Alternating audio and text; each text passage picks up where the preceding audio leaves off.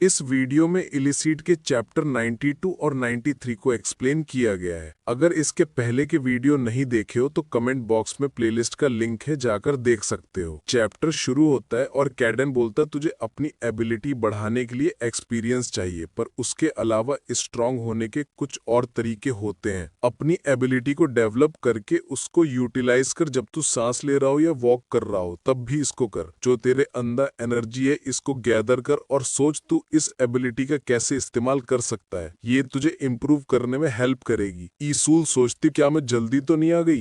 क्या जीवू वॉक करने के लिए आया होगा? अरे ये तो वहां पर है। तभी पीछे से सूबिन बोलती ओए ईसूल यहाँ पर आ, तू मेरे बॉयफ्रेंड का पीछा क्यों कर रही? ईसूल पूछती इससे तेरा क्या मतलब है? सूबिन कहती ओह तो तू अब भोली बनने का नाटक कर रही। वो बोलती मैं भोली नहीं बन रही, मुझे नहीं पता तू किस बारे में बात कर रही। सूबिन बोलती तू जीवू को फॉलो क्यों कर रही? ईसूल पूछती है क्या जीवू तेरा बॉयफ्रेंड है? सूबिन कहती है हाँ, क्यों तुझे विश्वास नहीं हो रहा? जी सियोक क्या मैं झूठ बोल रही हूँ? जी सियोक बोलता नहीं ये बिल्कुल सच है। ये सुनकर तो ईसूल का चेहरा लाल पड़ जाता है और वो वहां से भागने लगती है। जी सियोक बोलता है तुम भाग कर रही हो? ये जीवू की गर्लफ्रेंड है और उसके घर पे भी सोई थी। ये सुनकर तो ईसूल और दुखी हो जाती है। वो दोनों उसको ऐसी परेशान करते रहते हैं। सीन शिफ्ट होता है और जीवू एक्सरसाइज कर रहा होता है। प्रिंसिपल बोलता है ओह लगता है तुम भी वॉक कर रहे।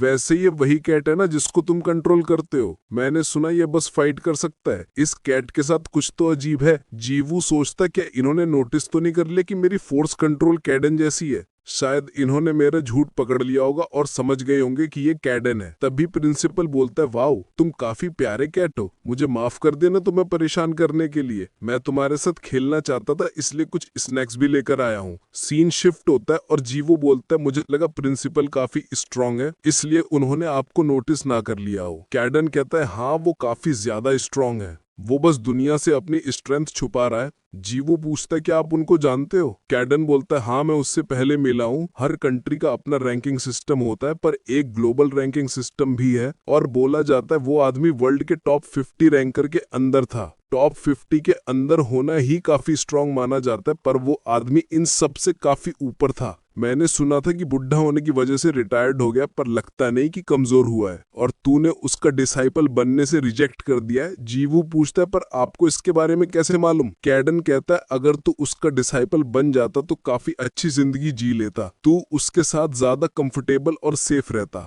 जीवू कहता है आपने ही बोला था ना कंफर्टेबल होकर स्ट्रांग नहीं बन सकते और ऊपर से मेरा रास्ता अभी काफी लंबा है। सीन शिफ्ट होता है और सियोंग बोलता है प्लीज मुझे माफ कर देना। कॉल वाला कहता है तुझे क्या लगता है सॉरी से सब ठीक हो जाएगा? तू कहीं भूल तो नहीं गया हमें एकेडमी में अपनी अच्छी पोजीशन बनानी है? अगर तू बैकडू का रिलेटिव नहीं होता ना तो सारा इल्जाम तेरे पे डाल देते। वैसे एल्डर कुछ देर में पहुंचने वाले होंगे। इतना बोलकर फोन कट हो जाता है। सियोंग सोचता है क्या फॉर्मर सीईओ यहाँ आ रहे हैं? मुझे कुछ करना होगा वरना वो मुझे नहीं छोड़ेंगे। मैं यहाँ नहीं रुक सकता, मुझे भागना होगा। मिस को कहती लगता ही है पहले से बेटर फील कर रहा है। ये हील तो हो गया है पर लगता है सर में कहीं इंजरी हुई है। पिंकवाल बोलता है मेरी भी हालत सेम होती अगर मैं भी कैट से मार खा जाता। पीछे जी सियोंग ये सुनकर सोचता है क्या हम सर सियोंग को इस वजह से नहीं देख पा रहे थे क्योंकि वो एक कैट से मार खा गए थे? ये कोई सेंस नहीं बनाता। पर एक सेकंड, अगर ये जीवू का कैट है तो पूरा सेंस बनाता है। सीन शिफ्ट होता है और जी सियोंग बोलता है सर प्लीज इसको एक्सेप्ट करिए, यहाँ से सिर्फ मुझे इतना ही मिला पर आप चिंता मत करो, मैंने किसी को बोल दिया है कि वो कुछ ऐसा लेकर आए जो कि आपको अच्छा लगे। बाकी तीनों सोचते आखिरकार ये करना क्या चाहता है। तभी कैडन को किसी की प्रेजेंस महसूस होती है। हम देखते कि बैकडू का फॉर्मर सीईओ वहां आ गया होता है। सीन शिफ्ट होता है और पिंकबाल पूछता आखिर मिस्टर कैंग यहाँ क्या कर रहे हैं? मिस को कहती है पक्का जो अभी सियोंग के साथ हुआ उसी वजह से आए होंगे। वैसे क्या सब ठीक होगा? प्रिंसिपल और मिस्टर कैंग में कोई दुश्मनी तो नहीं है? सुहान बोलता है अब ये मुझे कैसे पता होगा। सीन शिफ्ट होता है और प्रिंसिपल पूछता है तुम यहाँ क्या करने आए हो? मिस्टर कैंग कहता है इससे क्या मतलब है, मैं तेरे से मिलने आया हूँ, मैं भी तेरी तरह रिटायर होने का सोच रहा। प्रिंसिपल बोलता है ये तू क्या कह रहा है, तेरे पास तो पहले से एल्डर की पोजीशन है ना। मिस्टर कैंग कहता है ये पोजीशन तो हर जगह मिल जाती है, वैसे मैंने एक बकवास सुनी कि अनएफिलिएटेड को अब से एफिलिएटेड जैसी सेम ट्रीटमेंट मिलेगी। प्रिंसिपल बोलता है हाँ हाँ ऐसा ही होगा। मिस्टर कैंग कहता है सीरियसली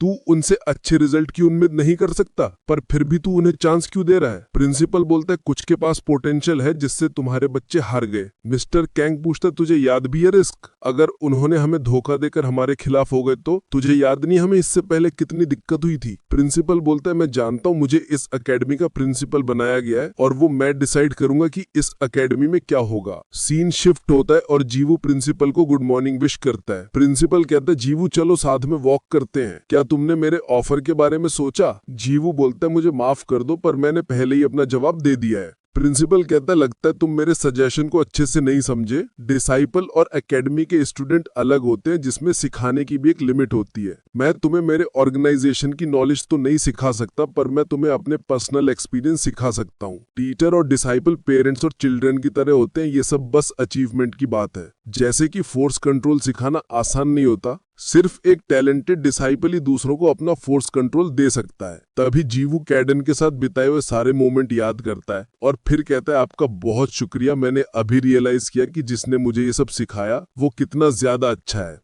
सीन शिफ्ट होता है और मिस्टर कैंग बोलता है मैंने तुझे उन सबको हराने को बोला और तू खुद ही किसी रैंडम बच्चे से हार गया। सुचैन बोलता है मैंने अपना गार्ड डाउन कर लिया इस वजह से, वरना वो मुझसे कमजोर है। मिस्टर कैंग बोलता है पर तू फिर भी हारा ना, तू बैकडू के लिए बस एक अपमान है। अगर तेरा कोई भाई होता ना तो तू सोच भी नहीं सकता मैं तेरे साथ क्या करता। हमारा ग्रुप कभी नहीं हारना चाहिए, कुछ भी हो जाए। तुझे बात समझ आई ना? सुचैन बोलता है हाँ मैं समझ गया। मिस्टर कैंग बोलता है चल अब यहाँ से निकल। ओए सियोंग मैंने इसको तेरे पास छोड़ा था ना, पर फिर भी वो कैसे हार गया? सियोंग कहता है सर मुझे माफ कर दो, मैं इसकी पूरी रिस्पॉन्सिबिलिटी लूंगा। मैं उन्हें दिखा दूंगा कि क्या होता है हमारे ग्रुप से पंगा लेने का नतीजा। मिस्टर कैंग बोलता है बहुत बढ़िया, काम ऐसे ही होना चाहिए। सीन शिफ्ट होता है और सियोंग सोचता है मैं ध्यान रखूंगा कि जीवू कभी दोबारा अपनी पावर इस्तेमाल ना कर पाए, शायद फिर वो मुझे माफ कर दे। वैसे ये कैट, पहले मैं इसको मारूंगा फिर जीवू को। सीन शिफ्ट होता है और कैडन बाहर जंगल में घूम रहा होता है। तभी वहाँ सियोंग आकर कहता है तू काफी अच्छी जगह पे है, अब तू मूव नहीं कर पा रहा होगा ना, मैं अपनी ग्रेविटी से तुझे मसल के रख दूंगा।